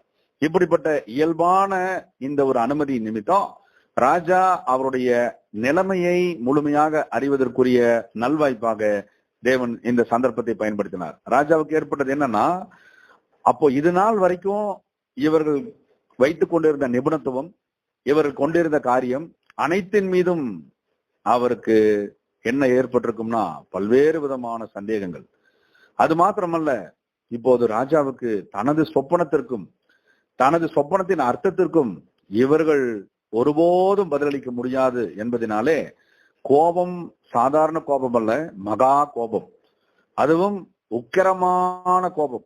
ஆக இந்த ராஜாவினுடைய குணலட்சத்தை ஆராய்ந்தறிந்த வரலாற்று ஆசிரியர்கள் வந்துட்டு இந்த குறிப்பிட்ட ராஜாவாகிய நேபுகாத்நேச்சர் லாங்கி மேனர், அதாவது ஒரு கூடிய விரைவிலே உணர்ச்சி வசப்படக்கூடியவர் என்று சொல்றாங்க. அது மாத்திரமல்ல, அவர் புத்திசாலியாகவும் இருந்ததுனாலே தான் கோபப்படுவதற்கோ அல்லது தான் எடுக்கக்கூடிய முடிவுகளுக்கோ காரணங்களை கற்பித்த பிற்பாடே அவர் செய்வாராம். ஆக இது நிமித்தம், இந்த காரணத்து நிமித்தம் ராஜாவுக்கு இவர்கள் பதிலளிக்க முடியாது.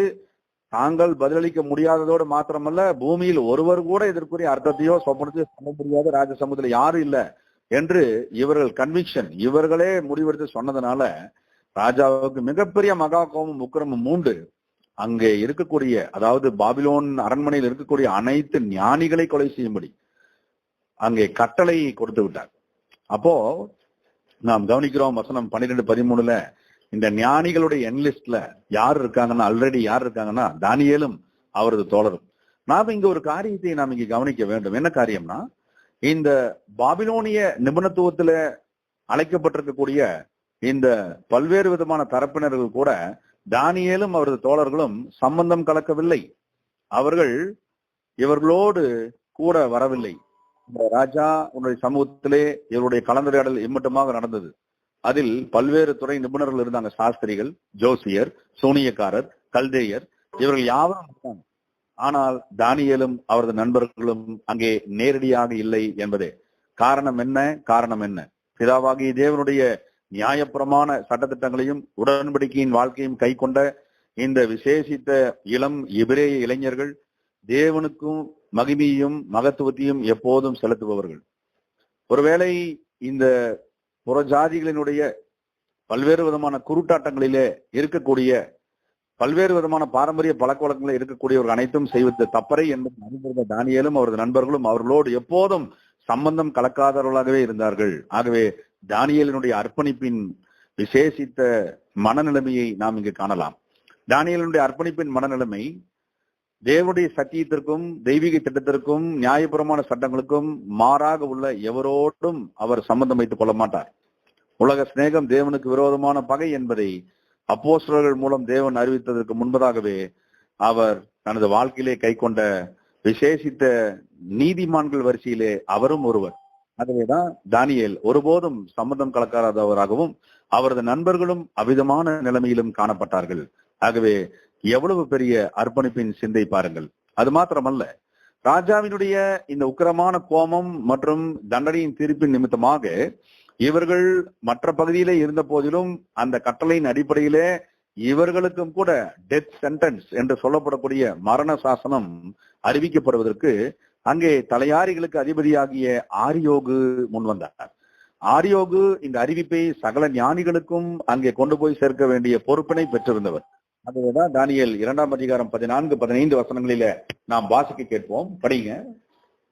தானியேல் 2:14-15. பாபிலோனின் ஞானிகளை கொலை செய்ய புறப்பட்ட ராஜாவினுடைய தலையாரிகளுக்கு அதிபதியாகிய ஆரியோகோடு தானியேல் யோசனையும் புத்தியுமாய் பேசி, இந்த கட்டளை ராஜாவினால் இத்தனை அவசரமாக பிறந்ததற்கு காரணம் என்ன என்று ராஜாவின் சேர்வைக்காரனாகிய ஆரியோகினிடத்தில் கேட்டான். அப்பொழுது ஆரியோகு தானியேலுக்கு காரியத்தை அறிவித்தான்.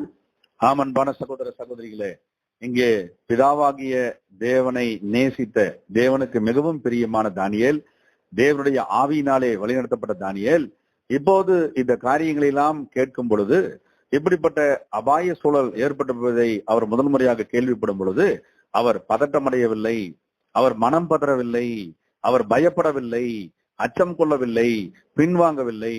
ஏனென்றால் பிதாவாகிய தேவனை தன் இருதயத்திலே அவர் விசேஷமாக பயபக்தியோடு ஆராதித்துக் கொண்டிருந்தவர். பிதாவாகிய தேவனையும் அவரது நல்வார்த்தைகளையும் எப்போதும் சுமந்து கொண்டிருந்த அந்த இருதயமானது யோசனையாய், புத்தியாய், தெய்வீக வழிநடத்துதலை கோருதலாக அங்கே அமைந்தது.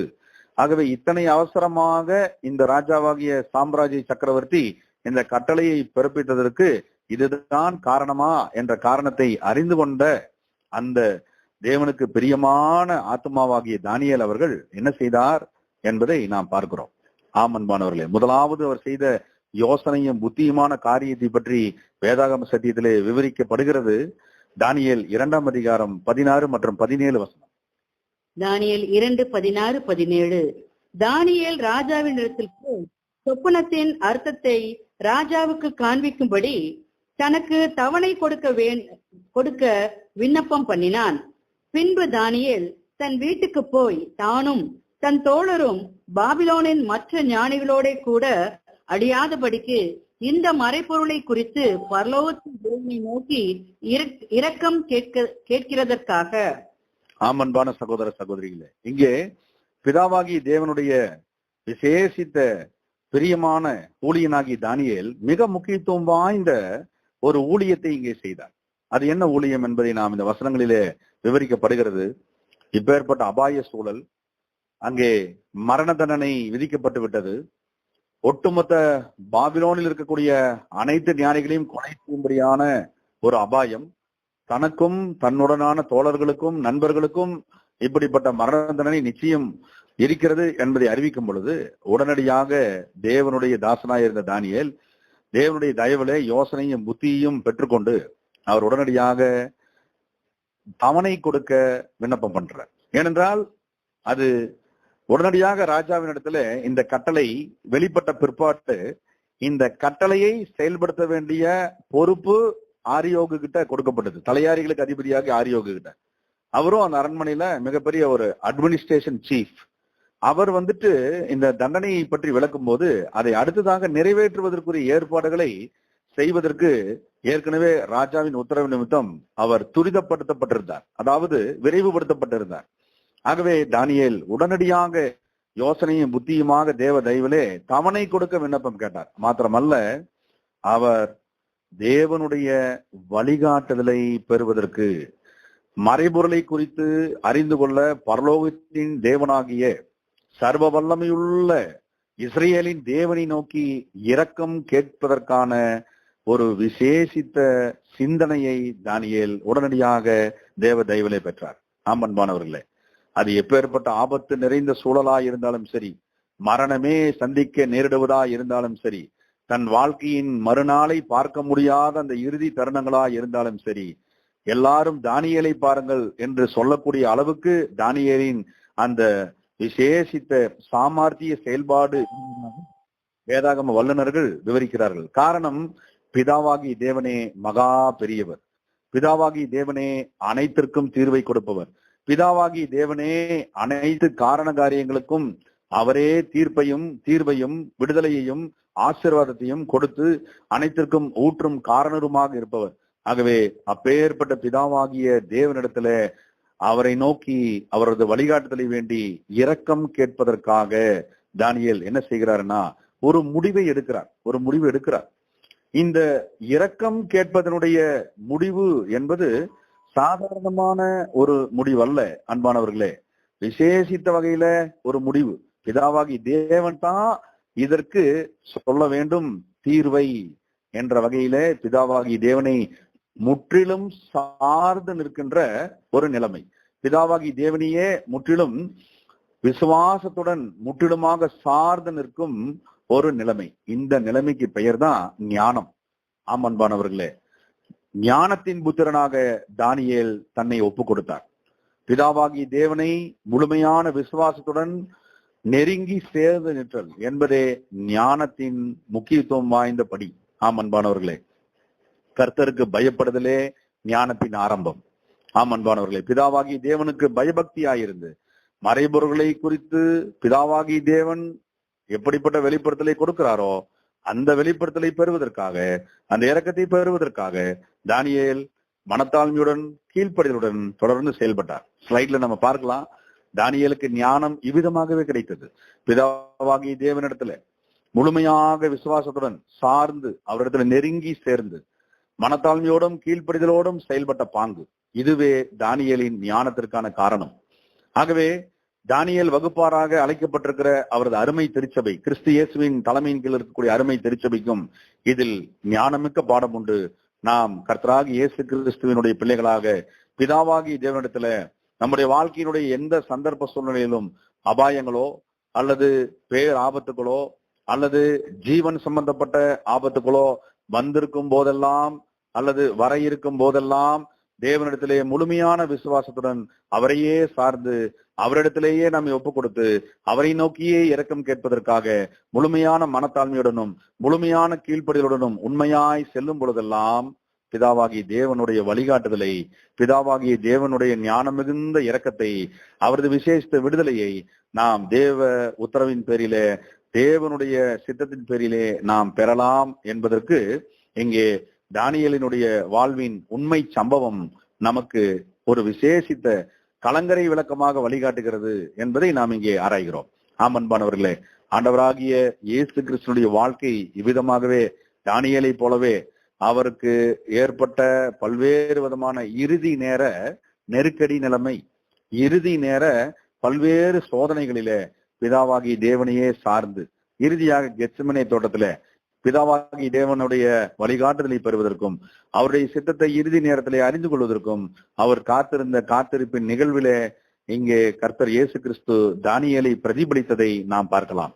அன்பான சகோதர சகோதரிகளே, ஆகவே நாமும் கூட நம்முடைய வாழ்க்கையின் ஒவ்வொரு சந்தர்ப்பத்திலும் தானியேலை போல, ஆண்டவர் இயேசு கிறிஸ்துவை போல பிதாவாகிய தேவனிடத்திலே முழுமையான விசுவாசத்துடன், ஊக்கமுள்ள இதயத்துடன் தேவனிடத்திலே நெருங்கி சேர வேண்டும். முழுமையான மனத்தாழ்மையும் முழுமையான கீழ்ப்படிதலும் அவசியமாக இதற்கு தேவைப்படுகிறது.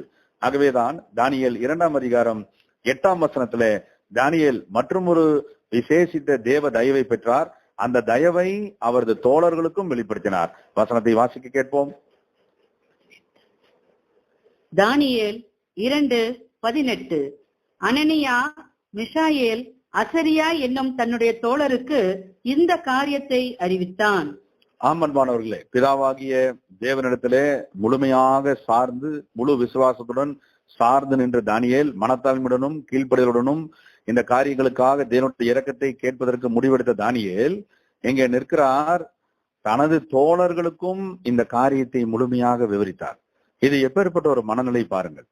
இது எப்பேற்பட்ட ஒரு விசேஷித்த ஊழியத்தின் மனப்பாங்கு பாருங்கள். அது எப்படிப்பட்ட மனப்பாங்கு? அன்பானவர்களே, நம்ம பார்க்கலாம். இங்கே அனனியா, மிசாயேல், அசரியா என்பவர்களும் தேவனுடைய பிள்ளைகளே. இந்த தேவனுடைய பிள்ளைகளுக்கும் பிதாவாகிய தேவன் அவரது சமகாலத்திலே தானியேலோடு கூட அவர்களுக்குரிய ஆசீர்வாதத்தின் விகிதாச்சாரங்களை அனுமதித்திருந்தார். ஊழியத்தின் நல்வாய்ப்பினை அளித்திருந்தார். அவர்களும் தேவனுடைய பாத்திரங்களே. ஆகவே தானியேல் தன்னுடைய விசேஷித்த ஆவிக்குரிய தோழர்களை, தேவனுடைய தாசர்களை மிகவும் நேசித்தார். ஆகவேதான் இந்த காரியங்களை முழுமையாக அவர் பிதாவினுடைய அன்பை பயன்படுத்தி விவரித்தார். ஆகவே இவைகளிலே தானியேல் வகுப்பாராக அழைக்கப்பட்டிருக்கிற கிறிஸ்தியேசுவின் மெய்த்திருச்சபைக்கு மிக முக்கியத்துவம் வாய்ந்த பாடங்கள் உண்டு. அன்பானவர்களே, நம்ம அதனாலதான் நம்ம பார்க்கிறோம் கேரக்டர் டெவலப்மெண்ட் ஸ்டடீஸ்ல கூட இங்கே தானியேலுடைய வாழ்க்கையில நாம் ஆவிக்குரிய நன்மைகளுக்காக மட்டுமே பிதாவின் சித்தத்தின்படி விண்ணப்பிக்க வேண்டும். பாருங்க எவ்வளவு முக்கியமான ஒரு காரியம். ஸ்லைட்ல நம்ம பார்க்கலாம்.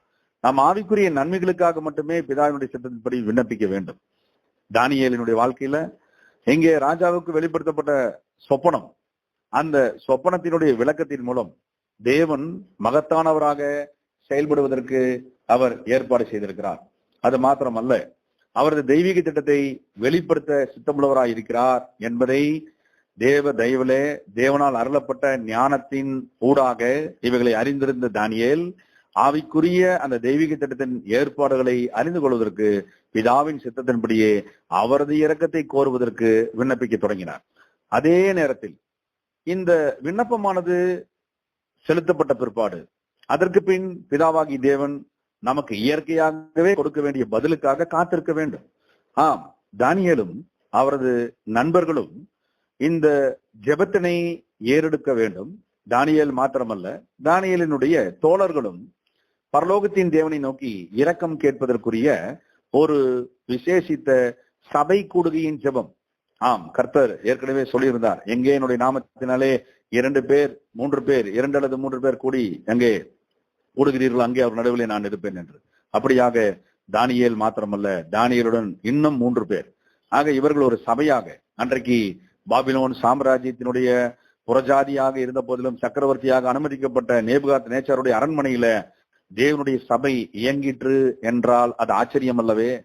பிதாவாகிய தேவன் சத்துருக்களின் தேசத்திலே பாபிலோன் ஆறுகளை கடந்து பாபிலோனிய சாம்ராஜ்யத்திலே பாபிலோனுடைய ஒட்டுமொத்த அந்த சாம்ராஜ்யத்தை நிர்வகிக்கக்கூடிய தலைமை அகத்துல தனக்கென்று ஒரு சபையை அவர் அங்கே உருவாக்கினார் என்றால் அது நம் கண்களுக்கு ஆச்சரியம் அல்லவே. காரணம், அவர் பிதாவாகிய தேவன், அவர் மகா பெரியவர், அவர் நினைத்தபடி ஆகும், அவர் சொல்ல நடக்கும், அவர் சொல்ல நிற்கும். ஆகவே அப்பேற்பட்ட பிதாவாகி தேவனுக்கு கர்த்தர் இயேசு கிறிஸ்துவின் மூலம் நாம் பிள்ளைகள் ஆக்கப்படுவதற்கும் புத்திர சுவீகாரர்கள் ஆக்கப்படுவதற்கும் நாம் அழைக்கப்பட்டிருப்பதினாலே நாம் உண்மையாகவே பிதாவாகி தேவனுக்கு நன்றி உள்ளவர்களாக இருக்க வேண்டும். ஆம், தானியேலும் அவரது தோழர்களும் உண்மையாகவே நன்றி உள்ளவர்களாகவே இருந்தார்கள். அவர்கள் இஸ்ரேலில் இருந்து யூதா தேசத்திலிருந்து அவர்கள் கைதிகளாக சிறைபிடிக்கப்பட்ட போதும், அவர்கள் நடத்தப்பட்டு கால்நடையாக அழைத்து வரப்பட்ட போதிலும், அவர்களுக்குரிய சில ஆசீர்வாத இழப்புகள், அதாவது தங்களது ஜென்ம தேசத்தை விட்டும் மற்றும் தங்களது இனஜன பந்துக்களை விட்டும் அவர்கள் அப்புறப்படுத்தப்பட்ட அந்த ஆசீர்வாத இழப்புகள் அவர்கள் சந்தித்த போதிலும் ஒருபோதும் பிதாவாகி தேவன் மீதான நம்பிக்கையும் விசுவாசத்தையும் கைவிடவே இல்லை. ஆமன்பானவர்களே, அதே போலத்தான் தானியேல் வகுப்பராகிய நாமும் நமக்குரிய காரியங்கள் ஏதாகிலும் குறைவுபட்டு இருக்கிறதா? நாம் எதையாகிலும் இழந்து கொண்டிருக்கிறோமா? நம்முடைய ஆவிக்குரிய பயணத்துல தேவன் நமக்கு வைத்திருக்கக்கூடிய இலக்கை நோக்கி செல்லும் பொழுது நமக்குரிய இழப்புகள் தொடர்கிறதா? நாம் சோர்வடைய வேண்டாம், கலங்க வேண்டாம், திகைக்க வேண்டாம், திடுக்கிட வேண்டாம். ஏனென்றால் நாம் தானியேலின் வகுப்பார். தானியேலும் அவரது தோழர்களும் பிதாவாகி தேவனையே தங்களது ஆத்துமாவின் நங்கூரமாகவும் ஆத்தும நேசராகவும் பெற்றிருந்தது போல நாமும் பெற்றிருக்க வேண்டும். பிதாவாகி தேவன் தானியேலுக்கும் அவரது தோழர்களுக்கும் இயற்கையாகவே கொடுக்க வேண்டிய பதிலை அவர் கொடுக்க காத்திருந்தார். தானியேல் அந்த பதிலை பெறுவதற்கும் அவரது தோழர்களும் பதிலை பெறுவதற்கும் காத்திருந்தார்கள். இங்கே தானியேலுடைய இந்த விசேஷித்த சாமர்த்தியமான கீழ்ப்படிதலை நாம் கவனிக்க வேண்டும். அந்த விசேஷித்த தாழ்மையும் கீழ்ப்படிதலும் நிறைந்த சாமர்த்தியமான கீழ்ப்படிதல் நமக்கும் இருக்க வேண்டும். அன்பான சகோதரர், ஆம் அன்பானவர்களே, அது மாத்திரமல்ல, பிதாவாகி தேவன் இயற்கையாகவே கொடுக்கக்கூடிய பதில்களை எதிர்பார்த்து மாத்திரமே காத்திருக்க வேண்டுமே தவிர மாறாக எவ்வித அற்புதங்களினாலும் அவர் நமக்கு பதிலளிக்க வேண்டும் என்று நாமவே எதிர்பார்க்க கூடாது. ஆம் அன்பானவர்களே, ஆகவே இப்படிப்பட்ட இந்த தெய்வீக வழிநடத்துதல்கள் தானியேலுக்கும் அவரது தோழர்களுக்கும் இயல்பாகவே கொடுக்கப்பட்டது. ஆம் அன்பானவர்களே, ஏனெனில் நாம் பார்க்கிறோம் நெக்ஸ்ட் ஸ்லைட்ல, ஏனெனில் இயற்கையான வழிகள் நம்முடைய தேவைகளுக்கு குறைவாக இருக்கும் பட்சத்தில் பிதாவாகி தேவன் இயற்கைக்கு மேற்பட்ட வழிகளை செய்வார். ஒருவேளை இயற்கைக்கு மேற்பட்ட அற்புதமான வழிகள் தேவை என்று பிதாவாகி தேவன் முடிவு செய்தால் அந்த அற்புதங்களை அனுமதிப்பார். ஒருவேளை அது தேவைப்படாத பட்சத்திலே இயற்கையான வழிகளே பிதாவாகி தேவனுடைய சித்தத்தை வெளிப்படுத்துவதற்கு தேவை என்றால் அதை அவரே முடிவு செய்வார். அவர் எடுக்க வேண்டிய முடிவை குறித்து நாம் சிந்திக்க கூடாது. அல்லது பிதாவாகி தேவன் உடனடியாக எனக்காக இப்படிப்பட்ட ஒரு முடிவை தான் எடுக்க வேண்டும் என்று நாம் நம்முடைய சுய சிந்தனையை தேவனுடைய சித்தம் இப்படியாக இருக்க வேண்டும் என்று எதிர்பார்த்து ஏமாற்றமடையவும் கூடாது என்பதற்கும் தானியேலும் அவரது தோழர்களுமே மிகப்பெரிய சான்றாக, மிகப்பெரிய சாட்சியாக இருக்கிறார்கள். காரணம், பிதாவாகிய தேவனிடத்திலே சகலத்தையும் ஒப்பு கொடுத்த தானியேலும் அவரது நண்பர்களும் தோழர்களும் ஜெபத்திலே உறுதியாய் அங்கே காத்திருந்தார்கள். அது விசேஷித்த ஒரு கூடுகையின் ஜெபம். ஆம் அன்பானவர்களே, 1 தெசலோனிக்கேயர் 5ஆம் அதிகாரம் 25ஆம் வசனத்துல சகோதரர்கள் ஒன்று கூடி ஜெபிப்பதனுடைய விசேஷித்த ஒரு ஸ்லாக்கியத்தை பற்றி பரிசுத்த பவுல் நம் அனைவரது கவனத்தையும் ஈர்க்கிறார். வசனத்தை வாசிக்க கேட்போம். 1 தெசலோனியர் 5:25, சகோதரரே, எங்களுக்காக வேண்டிக் கொள்ளுங்கள். ஆம் அன்பானவர்களே, முதல் நூற்றாண்டு சபை பிதாவாகிய தேவனால் உன்னதத்திலிருந்து வரும் பலனால் கர்த்தர் இயேசுவின் மூலம் அபிஷேகம் பெற்ற வல்லமையுள்ள அப்போஸ்தலர்கள் செயல்பட்ட காலப்பகுதி அது இருந்த போதிலும் பிதாவாகிய தேவனுடைய வழிநடத்தலுக்காக அவரது உடன் சகோதரர்கள் சகோதரிகள் அப்போஸ்தலர்களுக்காக வேண்டிக் கொள்ள அப்போஸ்தலர் கேட்டுக்கொண்டார். எவ்வளவு பெரிய ஒரு விசேஷித்த ஊழியம் பாருங்கள். பரிசுத்தவான் அப்போஸ்தலன், விசேஷித்த கோதுமை மணி, அவர் கேட்டுக்கொள்கிறார், எங்களுக்காக வேண்டிக் கொள்ளுங்கள். Brother pray for us, brethren pray for us. அன்பானவர்களே, இது ஒரு உயரிய ஊழியத்தின் நோக்கம். இந்த உன்னத ஊழியத்தின் நோக்கத்தை நமதாக்கி கொள்ள வேண்டும். நாமும் கூட பரிசுத்த பவுலை போல, பரிசுத்த தானியேலை போல நாம் நம்முடைய உடன் சகோதர அங்கங்கள் சகோதர சகோதரிகளுக்காக நாம் வேண்டிக் கொள்ள வேண்டும். நாம் வேண்டிக் கொள்வதோடு மட்டுமல்லாமல் அருமையான தேவ பிள்ளைகளாகி அவர்கள் நமக்காக வேண்டிக் கொள்ளவும் நாம் கேட்டுக்கொள்ளவும் வேண்டிக் கொள்ளவும் வேண்டும். அன்பானவர்களே, இது ஒரு பரஸ்பர ஊழியத்தின் நல்வாய்ப்பு என்பதை தானியேல் பாடத்திலிருந்தும் ஆண்டவர் இயேசு கிறிஸ்துவின் வாழ்க்கை முறையிலிருந்தும் அப்போஸ்தலருடைய வாழ்க்கை முறையிலிருந்தும் நாம் கற்றுக்கொள்ளவும் பெற்றுக்கொள்ளவும் கீழ்ப்படியவும் வேண்டியிருக்கிறது என்பதை நாம் இங்கு கவனத்தில் கொண்டு 1 தெசலோனிக்கேயர் 5ஆம் அதிகாரம் 11ஆம் வசனத்துல அந்த ஜெபத்தின் மூலமான தனித்தன்மைகள் எவ்விதமாக அவர்கள் பெறுவார்கள் என்பதை முன்னதாகவே பரிசுத்த பவுல் அதற்கு முந்தைய வசனங்களிலே சொல்லியிருப்பதை நாம் வாசிக்க கேட்போம். 1 தெசலோனிக்கேயர் 5:11. ஆகையால் நீங்கள் செய்து வருகிறபடியே ஒருவரை ஒருவர் தேற்றி ஒருவருக்கொருவர் பக்தி விருத்தி உண்டாகும்படி செய்யுங்கள். ஆமன்பானவர்களே, இங்கே மிக மிக முக்கியத்துவம் வாய்ந்த இந்த ஒரு விசேஷித்த ஒரு ஏற்பாடு. ஒருவரை ஒருவர் தேற்றி ஒருவருக்கொருவர் பக்தி விருத்தி உண்டாகும்படி செய்வதற்கு நல்வாய்ப்பு, பரஸ்பரம் ஜெபம் செய்து கொள்வதற்காக நாம் கேட்டுக்கொள்ளும், உண்மையாகவே கேட்டுக்கொள்ளும், மனத்தாழ்மையோடு கேட்டுக்கொள்ளும் நல்வாய்ப்பு. ஆமன்பானவர்களே, நாம் தேவ தயவிலே தேவனுடைய இரக்கத்திலே தேற்றப்படுவதற்கு ஒருவருக்கொருவர் தேறின உதவியாளர்களாகவும் கையிலாக கொடுக்கும் தேவ ஊழியர்களாகவும் ஒவ்வொரு சகோதரனும் ஒவ்வொரு சகோதரியும் மற்ற உடன் சகோதர சகோதரிகளுக்கும் சகோதர சகோதரிகளுக்கும் இருக்க வேண்டும். ஒருவருக்கொருவர் பக்தி விருத்தி உண்டாக்கும்படி செய்யும் ஊழியமே தவிர வேறொரு ஊழியம் நமக்கு நியமிக்கப்படவில்லை என்ற மறுக்க முடியாத சத்தியத்தின் வெளிச்சத்தில் நாம் பயணிக்க வேண்டும். இப்படியாக இந்த ஜெபத்தின் சாரம் மிகுந்த சத்தியம் அமைக்கப்பட்டிருக்கிறது. தானியேலும் அவரது நண்பர்களும் ஜெபித்தார்கள், கூட்டாக ஜெபித்தார்கள், தொடர்ந்து ஜெபித்தார்கள், தேவனுடைய இரக்கத்தை கேட்டார்கள். ரோதர்ஹாம் டிரான்ஸ்லேஷன் விளக்கினார். எப்படின்னா, தேவனுடைய மன உருக்கமான இரக்கத்தை கோரி விண்ணப்பித்தாங்களாம். The tender compassionate heart. பிதாவாகி தேவனுடைய மன உருக்கமும் இரக்கமுமான அந்த பாங்கிற்காக ஜெபித்தார்களாம். ரோதர்ஹாம் டிரான்ஸ்லேஷன் இவ்விதம் விளக்குகிறது. தேவனுடைய இரக்கத்தை கோரி ஜெபித்தாங்க. அன்பானவர்களே, எவ்வளவு தூரம் பாருங்க. நாம் ஸ்லைட்ல பார்க்கலாம். தட் படிங்க, ஆங்கிலத்துல படிங்க. 17 மற்றும் 18. தானியேல் 2:17-18. Daniel 2nd chapter 17 and 18 verses.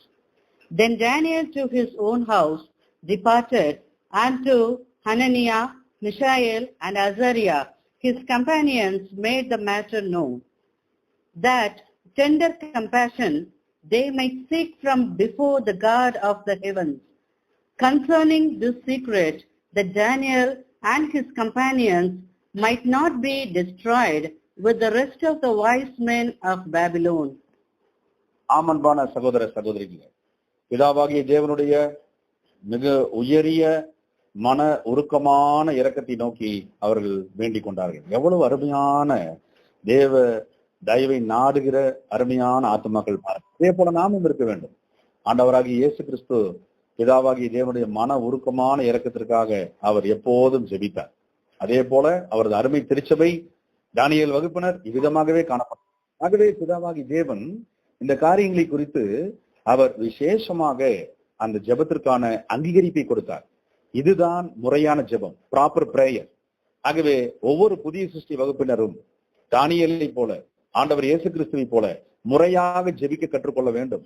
நம்முடைய ஜெபம் வேதத்தின் அடிப்படையிலே காணப்பட வேண்டும். வேதத்தை கேளாதபடி தன் செவி விளக்குகிறவனுடைய ஜெபம் அருவருப்பானது என்பதை நாம் வாசித்திருக்கிறோம் தெய்வீக சத்தியங்களில. அப்படியானால் பிதாவாகி தேவனுடைய அங்கீகரிப்புக்கு ஏற்ற ஜெபமாக, முறையான ஜெபமாக நம்முடைய வாழ்வில் ஒவ்வொரு தருணங்களிலும் நாம் நம்மை முழுமையாக ஒப்பு கொடுத்து தானியேல் போல, கர்த்தர் இயேசு கிறிஸ்துவை போல, பரிசுத்த அப்போஸ்தலர்கள் மற்றும் சீஷர்களை போல நாம் அவருடைய வழிகளை பின்பற்ற வேண்டும். ஆகவேதான் பிதாவாகி தேவன் இந்த ஜெபத்திற்குரிய ஏற்ற நேர பதிலை தானியேல் 2ஆம் அதிகாரம் 19ஆம் வசனத்துல இவ்விதமாக அவர் கூறினார். வசனத்தை வாசிக்க கேட்போம். தானியேல் 2:19. அக்காலத்தில் தரிசனத்திலே தானியேலுக்கு மறைபொருள் வெளிப்படுத்தப்பட்டது. அப்பொழுது தானியேல் பரலோகத்தின் தேவனை ஸ்தோத்திரித்தான். ஆம்பன்பானவர்களே, நாம் பார்க்கிறோம் இங்கே மிக மிக முக்கியமான ஒரு தருணம். ராக்காலத்திலே உடனடியாக தானியேலுக்கு தரிசனத்தின் மூலம் இந்த மறைபொருள், அதாவது சொப்பனமானது வெளிப்படுத்தப்பட்டது. அதன் அர்த்தத்தையும் பிதாவாகி தேவன் தானியேலுக்கு வெளிப்படுத்தினார். ஆகவே இந்த தானியேல் பரலோகத்தின் தேவனை நோக்கி அவர் ஸ்தோத்திரம் செய்தார், அதாவது நன்றி செலுத்தினார். பிதாவாகி தேவனுக்கு அவர் நன்றியுள்ள இருதயத்தோடு நன்றி செலுத்தினார். ஆமன்பானவர்களே, ஆகவே சங்கீதக்காரர் சொல்வது போல தானியேல் தேவனை மகிமைப்படுத்தினார். பிதாவாகி தேவன் எப்பேற்பட்டவர்? சங்கீதம் 46:1 விதமாக சொல்லுகிறது. வசனத்தை வாசிக்க கேட்போம். தேவன் நமக்கு அடைக்கலமும் பலனும் ஆபத்து காலத்தில் அனுகூலமான துணையும் ஆனவர். ஆம் அன்பானவர்களே, நம்முடைய பிதாவாகி தேவன் சாதாரணமானவர் அல்ல. அவர் எப்போதும் நமக்கு அடைக்கலமானவர். எப்போதும் அடைக்கலமானவர் மட்டுமல்ல, அவரே நமக்கு பலனுமானவர். எப்போதும் பலனுமானவர் மட்டுமல்ல, குறிப்பாக ஆபத்து காலங்களில், அனைத்து ஆபத்து காலங்களில் எல்லாம் சாதாரண துணை அல்ல, அனுகூலமான துணை. God is our refuge and strength. He is truly our helper in times of trouble. அந்த குறித்த நேரத்தில் அவர் நமக்கு செய்யக்கூடிய அனுகூலம் என்பது நாம் பிரமிக்கத்தக்க ஆச்சரியங்களை உள்ளடக்கியதாக இருக்கும். ஆபத்து காலத்தில் அனுகூலமான துணை. அப்பேற்பட்ட அந்த ஒரு ஆபத்து தானியேலையும் அவரது நண்பர்களையும் சுற்றி சூழ்ந்திருந்தது. விடிந்தால் ஒருவேளை இந்த மறைபொருளை தானியேல் வெளிப்படுத்தாவிட்டால் மறுநாள் காலையில் ஜீவனுக்கு ஆபத்து. அது நடக்கும். ஆகவே இந்த விசேஷித்த ஏற்ற நேர விடுதலையை, ஆபத்து காலத்தில் அனுகூலமான துணையை பிதாவாகி தேவன் வெளிப்படுத்தினார். எப்பேற்பட்ட ஒரு ஆச்சரியம் பாருங்க. ஆகவே நாம் பார்க்கிறோம், இங்கே ஸ்லைட்ல நம்ம பார்க்கலாம் எப்படிப்பட்ட ஒரு இரக்கத்தை தேவன் கொடுத்தார். இரவுக்குள்ளே மறைபொருள் வெளிப்பாடு. ஒருவேளை தேவரீர் குறித்த நேரத்தில் மறைபொருள் வெளிப்படுத்தாவிடில் மறுநாள் காலையில் ஆபத்து. அன்பானவர்களே, இந்த ஆபத்தை பிதாவாகி தேவன் தவிர்த்தார். பிதாவாகி தேவன் விடுதலையின் ஆசீர்வாதத்தை கொடுத்தார். ஆகவே நன்றியுள்ள இருதயத்தோடு தானியேல் தேவனுக்கு நன்றியை ஏறெடுத்தார். தானியேல் 2ஆம் அதிகாரம் 20 முதல் 23 வசனங்களில பிதாவாகிய தேவனை துதித்தும் பிதாவாகிய தேவனை மகிமைப்படுத்தியும் தானியேல் செய்திட்ட ஜெபத்தின் சுருக்கத்தை நாம் வாசிக்க கேட்போம். தானியேல் 2:20 முதல் 23 வசனங்கள். பின்பு தானியேல் சொன்னது, தேவனுடைய நாமத்துக்கு என்றென்றைக்கும் உள்ள சதா காலங்களிலும் ஸ்தோத்திரம் உண்டாவதாக. ஞானமும் வல்லமையும் அவருக்கே உரியது. அவர் காலங்களையும் சமயங்களையும் மாற்றுகிறவர். ராஜாக்களை தள்ளி ராஜாக்களை ஏற்படுத்துகிறவர். ஞானிகளுக்கு ஞானத்தையும் அறிவாளிகளுக்கு அறிவையும் கொடுக்கிறவர். அவரே ஆழமும் மறைப்பொருளும் ஆனதை வெளிப்படுத்துகிறவர். இருளில் இருக்கிறதை அவர் அறிவார். வெளிச்சம் அவரிடத்தில் தங்கும். என் பிதாக்களின் தேவனே, நீர் எனக்கு ஞானமும் வல்லமையும் கொடுத்து நாங்கள் உம்மிடத்தில் வேண்டிக் கொண்டதை இப்பொழுது எனக்கு அறிவித்து ராஜாவின் காரியத்தை எங்களுக்கு தெரிவித்தபடியினால் உம்மை துதித்து புகழுகிறேன் என்றார். அன்பானவர்களே, நாம் பிதாவாகிய தேவனையும் அவரது மகா பிரம்மாண்டமான தன்மைகளையும் அவரது மகத்துவமான செயல்களையும் அவரது மகத்துவமான ஞானமிக்க காரியங்களையும் தானியேல் முற்றிலுமாக உணர்ந்தவராக, முற்றிலுமாக துதித்து அவர் போற்றுவராக தன்னுடைய பயபக்தியையும் தனது துதிகளையும் தனது நன்றிகளையும் வெளிப்படுத்தினார். ஆகவே தானியேல் வகுப்பாராக, ஆண்டவராக இயேசு கிறிஸ்துவின் பிள்ளைகளாக மெய்த்திருச்சபை பெறுவதற்கு அநேக பாடங்கள் உண்டு. அந்த பாடங்களை நாம் வரிசைப்படுத்தினால், இந்த பாடத்தின் இறுதி பகுதிக்கு வந்திருக்கிறோம், இங்கே வரிசைப்படுத்தினால் முதலாவது காரியம் தானியேல் மற்றும் அவரது நண்பர்கள். தானியேல் மாத்திரமல்ல, தானியேலின் நண்பர்களையும் பிதாவாகிய தேவனிடத்துல முழுமையான விசுவாசத்திலே இணைத்தார். அந்த விசுவாசம் ஜெபத்தின் மூலம் வெளிப்பட்டது. Prayers of the 4 very effective prayer. ஸ்லைட்ல நம்ம பார்க்கலாம் அந்த 4 பேருடைய ஜெபம் எவ்வளவு எஃபெக்டிவா இருந்துச்சுன்னு பார்க்கலாம். அன்பானவர்களே, அந்த மாபெரும் பலனை பெற்றுத் தருவதற்குரிய, வழிகாட்டுதலை பெற்றுத் தருவதற்குரிய ஜெபமாகவும் ஜெபத்தின் விண்ணப்பமாகவும் பிதாவாகி தேவன் அதை அங்கீகரித்தார். ஆகவே தானியேல் வகுப்பார் அல்லது மெய்த்திருச்சபை பெற வேண்டியவைகள் என்னவென்றால் பிதாவாகி தேவனிடத்திலே முழுமையான விசுவாசம் கொள்ளுதல். ஸ்லைட்ல நம்ம அதை பார்க்கலாம். பிதாவாகி தேவனிடத்திலே முழு விசுவாசம் கொள்வது, அதே நேரத்தில் முழுமையான பயபக்தி. இந்த முழுமையான பயபக்தியையும் தானியேல் வகுப்பினர் கொண்டிருக்க வேண்டும், தானியேலை போல. அதே நேரத்தில் நேர்மையான மனநிலையை தானியேலும் அவரது நண்பர்களும் பெற்றிருந்தார்கள். அன்பானவர்களே, நாம் அங்க பார்க்கலாம். மிக முக்கியமா அதனுடைய ஸ்லைட்ல நம்ம பார்க்கும்போது அதை வரிசைப்படுத்தலாம். பிதாவாகி தேவனிடத்திலே முழுமையான விசுவாசம், 2வது முழுமையான பயபக்தி, 3வது நேர்மையான மனநிலை. தானியேலும் அவரது தோழர்களும் இவ்விதமாகவே பெற்றிருந்தார்கள். அடுத்தது 4வதாக உடன் சகோதரர்கள் மீது அன்பு மற்றும் அவர்கள் பாரத்தை ஏற்றது. ஒருவர் பாரத்தை ஒருவர் சுமந்து கொள்ளுங்கள் என்ற பரிசுத்த கட்டளை அங்கே இருந்தது. நியாயப்பிரமாணத்தின் காலத்திலேயே உடன் சகோதரர்களுக்கு காண்பிக்க வேண்டிய விசேஷித்த தயவையும் இரக்கத்தையும் அன்பையும் தேவன் கூறியிருந்தார். அன்பானவர்களே, ஆகவே தானியேல் தன்னுடைய ஜீவனை மாத்திரம் அவர் பார்க்கவில்லை, தனது தோழர்கள் மற்றும் பாபிலோனில் இருக்கக்கூடிய அனைத்து தரப்பினருடைய ஜீவனை குறித்ததான விண்ணப்பமாகவும் அது அமைந்திருந்ததாக ஆராய்ச்சியாளர்கள் குறிப்பிடுகிறார்கள். அன்பானவர்களே, அடுத்ததாக தன் உயிருக்கு ஆபத்து என்றாலும் தேவனிடத்தில் நம்பிக்கை. இது ஒரு பெக்குலியர் டைப், அதாவது ஒரு விசித்திரமான ஒரு சூழல். அதாவது உயிருக்கு ஆபத்து என்றால் எல்லாரும் அந்த ஆபத்துல இருந்து எப்படி தப்பிக்கலான்னு பார்ப்பாங்க. ஆனால் தானியேலும் அவரது நண்பர்களும் அங்கே இருந்து ஓடி தப்பித்துக் கொள்ள முயலவில்லை, ரகசியமாக தப்பித்துக் கொள்ள முயலவில்லை. தங்களை விட மூத்தவர்கள், வயதில் முதிர்ந்தவர்கள், பாபிலோனின் ஞானிகள் எல்லாம் ராஜா கிட்ட பேசி பார்த்தோம், காரியம் நடக்கவில்லை. ஆகவே இங்கே எப்படி நடக்கும், தங்களுக்கு இதுல ஏதாவது ஒரு ஆபத்து வந்துடுமோ என்று பயந்து பின்வாங்கவில்லை. அங்க நம்ம பார்க்கிறோம், மிக சரியான சோதனை நேரத்தில் மிக முறையான ஜெபத்தை ஏறெடுத்தல். இங்கேதான் நாம் தானியேல் மூலம் அவரது வாழ்க்கையின் மூலம் பாடங்களை கற்றுக்கொள்கிறோம். இறுதியாக அங்கே நால்வராக ஜெபித்தல், அது குறிக்கும் அடையாளம் சபையாக ஜெபித்தல். அன்பானவர்களே, நாம் தானியேல் வகுப்பாராக இந்த விசேஷித்த தருணங்களில நாம் வர வேண்டிய இந்த காரியங்களை நாம் நிச்சயம் பெற்றுக்கொண்டிருக்க வேண்டும்.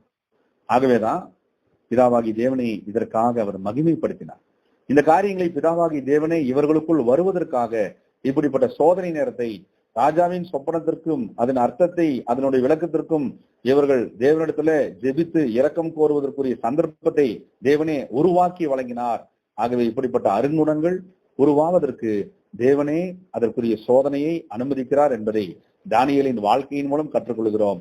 அப்படி போலதான் மெய்த்தரிசபையின் வாழ்க்கையிலும் நமக்குள்ளிருந்து கிறிஸ்து இயேசுவை பிரதிபலிக்கக்கூடிய குணலட்சணங்களும், நமக்குள்ளிருந்து கிறிஸ்து இயேசுவை அச்சடையாளங்களாக தரிக்கக்கூடிய அனைத்தும் வெளிவர வேண்டுமானால் பிதாவாகி தேவன் நமக்கு அனுமதிக்கக்கூடிய அனுபவங்கள், சோதனைகள், பரீட்சைகள் யாவற்றிலும் நாம் உடனடியாக கீழ்ப்படிதலோடும் மனத்தாழ்மையுடனும் பிதாவாகி தேவனை சார்ந்து நின்று நமக்கு நாம் தேவனிடத்தில் வெளிப்படுத்தப்பட வேண்டிய அனைத்து காரியங்களும் நம்மிலிருந்து வெளிப்படுவதற்கு நாம் நம்மையே ஒப்புக் கொடுக்க வேண்டும். தானியேல் 2ஆம் அதிகாரம் 22 - 23 முடிய வாசித்து இந்த பாடத்தின் இந்த பகுதியினுடைய நிறைவு பகுதிக்குள்ள கடந்து செல்லலாம். படிங்க. தானியேல் 2 22 முதல் 23 முடிய. அவரே ஆழமும் மறைபொருளானதை வெளிப்படுத்துகிறவரும் ஆனவர். இருளில் இருக்கிறதை அவர் அறிவார், வெளிச்சம் அவரிடத்தில் தங்கும்.